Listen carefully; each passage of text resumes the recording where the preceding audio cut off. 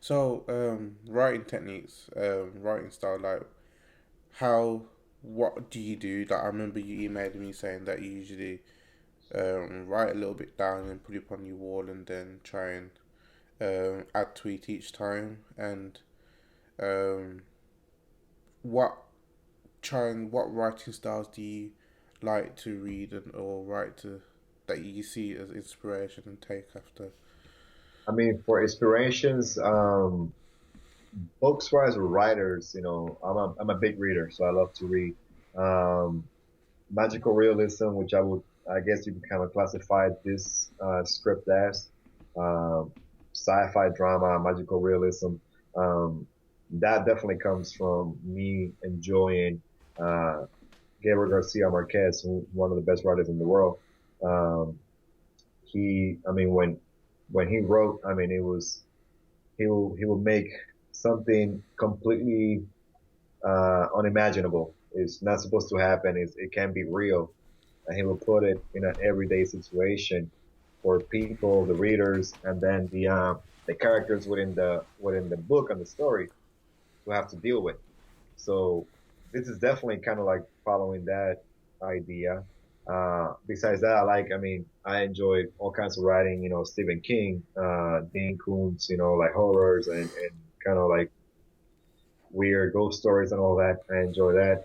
Um, Robert Krez is one of my I'm a big fan of his. He does, like just like investigative police, books.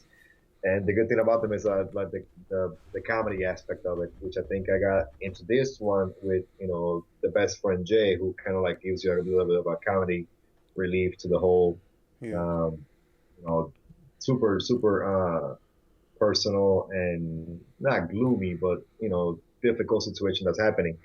So then those are definitely when it comes to reading. I mean, those are my go-to guys, per se. And yeah. then Speaking of Jay, I like. movies. I mean, Sorry, oh, speaking of I'm sorry, Jay, go ahead. I like his awkwardness. I like in the time of where everything's going haywire Yeah. and wrong. Jay's all this awkward time. Like all he cares about is getting the gospel. When Nikki and Stephen are arguing, and he's talking to the camera like, "Oh, I should be leaving now, but this is too good to miss," and stuff like Yeah, that. exactly. Yeah.